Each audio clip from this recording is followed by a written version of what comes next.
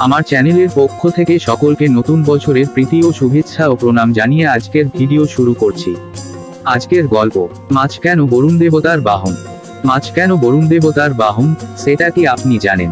না জানলে জেনে নিন স্বামীজির এই গল্প থেকে। জয় মহান কর্মযোগী স্বামী বিবেকানন্দের জয়। মাছ কেন বরুণ দেবতার বাহন, সেই গল্প স্বামীজি বলতে শুরু করলেন।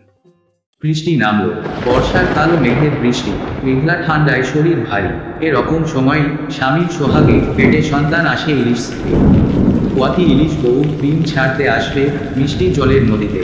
মা গঙ্গা আর মাসি পদ্মার বুকে জল বেড়েছে, সেই জলে ইলিশ বউ সন্তানের জন্ম দেবে।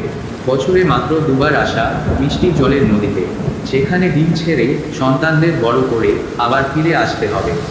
এই যাওয়া আসা ইলিশের জীবনে আছে বলেই সে উজান বাই মাছ। ইলিশরা এভাবেই ঘুরতে আসে আশ্বিনের প্রথমে কৃষ্ণা নদীতে, কার্তিক মাসে প্রথমে ইলিশ বর বউ আসে গোদাবরী আর ইরাবতী নদীতে, ফাল্গুন চৈত্রে সিন্ধু নদে, গঙ্গা পদ্মায় আসে বর্ষায় আর শীতে।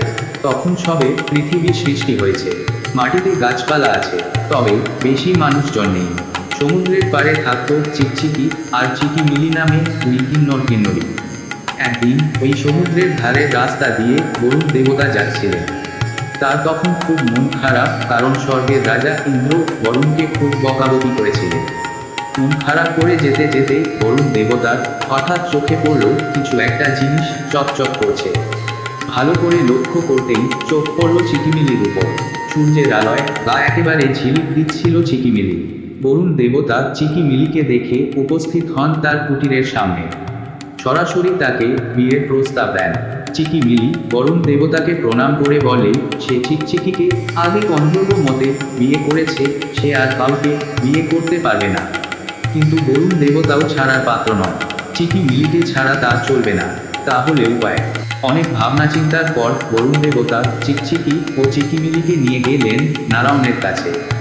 সব শোনার পর বিষ্ণু চিকচিকি ও চিকিমিলিকে বললেন, তোমরা দুজনে মাছ হয়ে জন্মগ্রহণ করবে কিছুদিনের মধ্যে। সেই মাছের পিঠের উপর বসে বরুণ দেবতা ঘুরে বেড়াবে জলের মধ্যে। বিষ্ণুর কথা মতো তাই হল। চিকচিকি ও চিকিমিলি দুজনে মাছ হয়ে জন্ম নেওয়ার পর বরুণ দেবতা তাদের নাম রাখেন ফাল্গু আর মতে, অর্থাৎ যাকে আমরা ইলিশ বলে চিনি।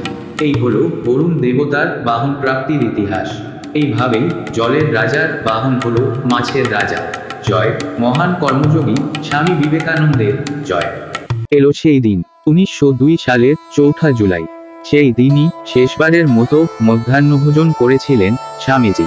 এই লৌকিক পৃথিবী ছেড়ে যাওয়ার দিনেও তিনি জিভে জড়িয়ে নিয়েছিলেন ইলিশ মাছের অলৌকিক স্বাদ।